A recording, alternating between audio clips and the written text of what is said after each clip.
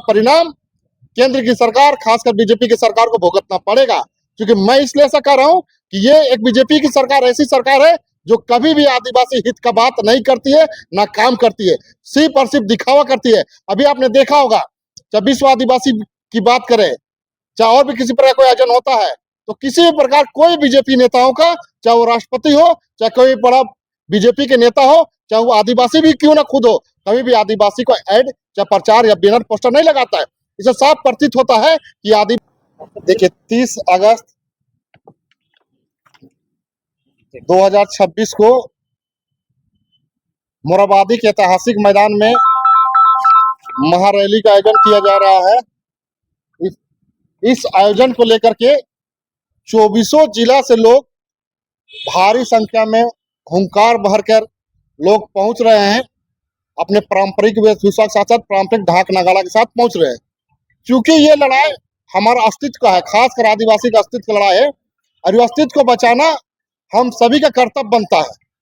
और कर्तव्य इसलिए बनता है कि आज मान के चलिए कि परिसीमन के नाम पर हम आदिवासियों को अगर सीट घटाया जाएगा, चाहे वो लोकसभा हो या विधानसभा हो, अगर इस पर सीट घटाई जाती है तो हमारी आवाज को, हमारी मांग को, हमारी समस्या को बताने वाला लोकसभा और विधानसभा में जब लोग नहीं रहेंगे तो आपके अधिकारों का हनन निश्चित रूप से होगा। मैं इसलिए ऐसा कह रहा हूं क्योंकि अगर आपके विधायक या सांसद आपके समाज के लोग नहीं रहेंगे आपके लोकसभा और विधानसभा में, तो आपके हक और अधिकार को, बातों को लोग नहीं रख पाएंगे। इसलिए मैं निश्चित रूप से कहना चाहता हूं कि ये लड़ाई किसी पार्टी का नहीं है, किसी व्यक्ति विशेष का नहीं है, ये लड़ाई पूरे के पूरे आदिवासी समाज का है। इसलिए मैं कहना चाहता हूं कि 24 जिला से भारी संख्या में लोग ऐसे मोरहाबादी के ऐतिहासिक मैदान में लोग जुटेंगे और उस दिन हुंकार भरेंगे कि अगर केंद्र सरकार इस पर हस्तक्षेप नहीं करती है, अगर हमारे अधिकारों को, बातों को नहीं रखती है और हमारा कटौती करेगी अगर सीटों में, इसके वास्तव का हित में इन लोगों का प्यार मोहब्बत नहीं है, ना इसका हक अधिकार की उन लोगों को चिंता है। सिर्फ और सिर्फ लोग अपने सीट की चिंता करते हैं, कैसे मुझे जगह मिले और कैसे मैं सत्ता तक पहुंचूं, सिर्फ उतना ही चिंता रहता है। आदिवासी समाज का चिंता खासकर बीजेपी को नहीं है। इसी को हम लोग आईना दिखाने के लिए 30 अगस्त को हम लोग ऐतिहासिक मोरहाबादी मैदान में महारैली करने वाले हैं, विरोध कर रहे हैं। उसका मूल कारण यह है कि झारखंड में देखेंगे तो यहाँ राज्य के अनुसूचित क्षेत्रों का निर्माण जनसंख्या के आधार पर नहीं हुआ है, बल्कि उसके ऐतिहासिक कारण रहे हैं। हमारे पुरखों ने ब्रिटिश हुकूमत को स्वीकार नहीं किया, हमारे पुरखों ने हजारों की संख्या में बलिदान दिया और वो अपने पारंपरिक स्वशासन व्यवस्था के तहत पूरे समुदाय को संचालित करते रहे। और इसी वजह से 1874 में शेड्यूल डिस्ट्रिक्ट एक्ट बना और छोटानागपुर और संताल परगना को अनुसूचित क्षेत्र, अनुसूचित जिला घोषित किया गया। और वहीं से शुरू होकर निरंतर जो है गवर्नमेंट ऑफ इंडिया एक्ट 1935 आया, फिर संविधान की 5वीं अनुसूची बनी और 5वीं अनुसूची का पैरा 6 भी देखिए तो वहाँ भी कहीं से भी जनसंख्या उसका आधार नहीं है। लेकिन भारत का संविधान लागू होने के बाद से विगत 75 वर्षों से निरंतर अनुसूचित क्षेत्रों में लोकसभा, विधानसभा और स्थानीय निकाय में प्रतिनिधित्व जनसंख्या के आधार पर दिया जा रहा है, या हम आदिवासियों के साथ घोर अन्याय किया जा रहा है।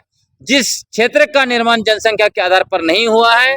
दूसरी बात, यहाँ विकास के नाम पर बड़े बड़े उद्योग लगे, डैम बनाया गया, खदान खोले गए, बाहरी जनसंख्या बाढ़ की तरह आ गई, आदिवासी विस्थापित हुए, पलायन हुआ आदिवासियों का, और अभी कह रहे हैं कि अब आपकी जनसंख्या कम हो गई इसलिए आपका कुर्सी भी हम कम करेंगे।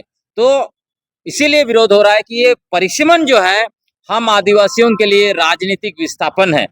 पहले हम लोगों को जल जंगल जमीन से, पहाड़ से, नदी झरना सबसे विस्थापित किए। अब हमारा यहाँ 28 कुर्सी बच गया विधानसभा में, उससे भी कह रहे हैं कि विस्थापित करेंगे। इससे नहीं चलेगा। मैं एक आंकड़ा आपको दे देता हूँ। यदि हम झारखंड के अनुसूचित क्षेत्रों की बात करें तो यहाँ विधानसभा का 43 सीट है अभी। तो आप समझ लीजिए सारे के सारे 43 सीट आरक्षित होते तो आदिवासी लोग खुद भी जो है कि बहुमत में होते। लोकसभा का सीट देखेंगे तो अनुसूचित क्षेत्र में 7 लोकसभा सीट है, उसमें से 2 को जनरल कर दिया और 5 हमारे लिए रखा। आप खुद सोच लीजिए, रांची एचईसी बना, बाहर के लोग आके यहाँ पे भर गए, रांची लोकसभा को जनरल कर दिया, हटिया को रांची को जनरल कर दिया और कांके को एससी को दे दिया। उसी तरह जमशेदपुर 24 आदिवासी गांव को कब्जा करके टाटा बैठा। 100 साल के बाद आदिवासी 95% से 5 में आ गए। अभी की राजनीतिक स्थिति देखिए, लोकसभा जनरल, दोनों विधानसभा जनरल, एक से छत्तीसगढ़ का माननीय रघुवर दास जी चुनाव जीत के मुख्यमंत्री बना झारखंड का, और दूसरा सीट से बन्ना गुप्ता बिहार का आदमी चुनाव जीत के यहाँ पर मंत्री बना। तो हम लोग कहाँ जाएंगे? तो इस तरह का जो निरंतर अन्याय किया जा रहा है हमारे ऊपर, इसीलिए आप हम लोग कह रहे हैं 75 साल तक आपने अन्याय किया, आप आगे नहीं होगा। नहीं तो इसी तरह जनसंख्या के आधार पर लोकसभा, विधानसभा और स्थानीय निकाय का प्रतिनिधित्व लगातार जो है कि निर्धारित किया गया, तो आने वाले समय में हमारे पास कुछ भी नहीं रहेगा। और इसका एक जजमेंट मैं आपको बताता हूँ। जब पेशा कानून को माननीय झारखंड हाईकोर्ट ने असंवैधानिक बताया, वही जनसंख्या के आधार पर, और यह मामला जब सुप्रीम कोर्ट गया, Rakesh Kumar versus union of India में सुप्रीम कोर्ट ने स्पष्ट कहा कि जनसंख्या जो है आदिवासियों का इसलिए कम हो गया क्योंकि बाहरी जनसंख्या यहाँ पे आके भर गई। तो जनसंख्या के आधार पर निर्धारित नहीं हो सकता है। तो सुप्रीम कोर्ट ने स्पष्ट कहा कि हमें नहीं भूलना चाहिए कि अनुसूचित क्षेत्र ऐतिहासिक रूप से आदिवासियों के हैं। तो इसी ऐतिहासिक पृष्ठभूमि को रखते हुए हमारा केंद्र सरकार से स्पष्ट मांग है कि यदि आप 2027 में जनगणना होती है और उसके आधार पर आप परिसीमन करते हैं, तो इसका हम लोग पुरजोर विरोध करेंगे।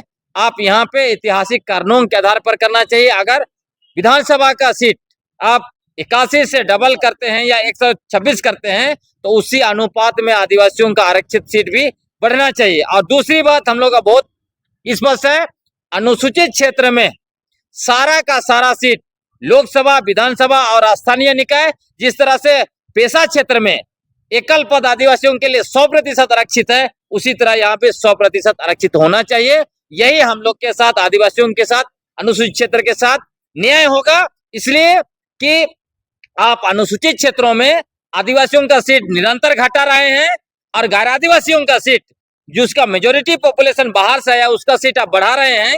और सामान्य क्षेत्र में, झारखंड के सामान्य क्षेत्र में आदिवासी को एक सीट भी नहीं दे रहे हैं। वहां तो हम लोग मांग नहीं कर रहे हैं, तो यहाँ भी आप हमारा सारा सीट छीनेंगे, वहां भी हमारा नहीं रहेगा, तो फिर ये आदिवासी राज्य बनने का क्या मतलब? इसीलिए विरोध हो रहा है। और आखिरी बात मैं ये कहना चाहता हूँ, यदि परिसीमन पॉपुलेशन के आधार पर हुआ, तो झारखंड राज्य जो 1930, 40, 50 और 60 के दशक में आदिवासी अपने बलबूते पर अलग राज्य की लड़ाई लड़ा, अपने बलबूते पर अलग राज्य का मांग किया, और उस आदिवासी समुदाय से कोई मुख्यमंत्री नहीं हो सकता है। मंत्री भी शायद एक आध होगा तो होगा, नहीं तो नहीं होगा। उसी तरह जो है कि अनुसूचित क्षेत्र को खत्म करने की बात होगी। पेशा कानून, आपका CNTSPT कानून आप जानते हैं 2016 में कैसे संशोधन किया गया था, विधानसभा में 3 मिनट में बिना बहस किए हुए। तो ये लोग जब बहुमत में आएंगे, अगर मान लीजिए 128 सीट इनका होता है, हमारा सिर्फ 22 होता है, तो हमारा तो कुछ नहीं पूछेगा ये लोग। तो झारखंड से पूरी राजनीति खत्म हो जाएगी आदिवासी की, और न सिर्फ झारखंड से, पूरे देश के आदिवासी झारखंड की ओर देखते हैं, क्योंकि झारखंड के आदिवासी ही हमारे पुरखे 180 साल तक ब्रिटिश हुकूमत के खिलाफ लड़ाई लड़ा, शहादत दिया। और अगर पूरी चीजों को देखेंगे ब्रिटिश हुकूमत से लेकर अब तक, तो हमारे आदिवासियों का 250 साल का संघर्ष और बलिदान का इतिहास है। इस इतिहास को मिटाने की ये षड्यंत्र की जा रही है, और इस परिसीमन करके बीजेपी असल में झारखंड की सत्ता को कब्जा करना चाहते हैं और आदिवासियों का अस्तित्व को मिटाना चाहते हैं। इसके खिलाफ हम लोग आदिवासी एकजुट हो रहे हैं, और इसीलिए उलगुलान महारैली हो रहा है, और पूरे झारखंड के आदिवासियों को, सारे संगठनों को हम लोग आमंत्रित कर रहे हैं। आप देखिएगा 30 अगस्त को रांची में और ऐतिहासिक मोरहाबादी मैदान में आदिवासियों का जलजला होगा।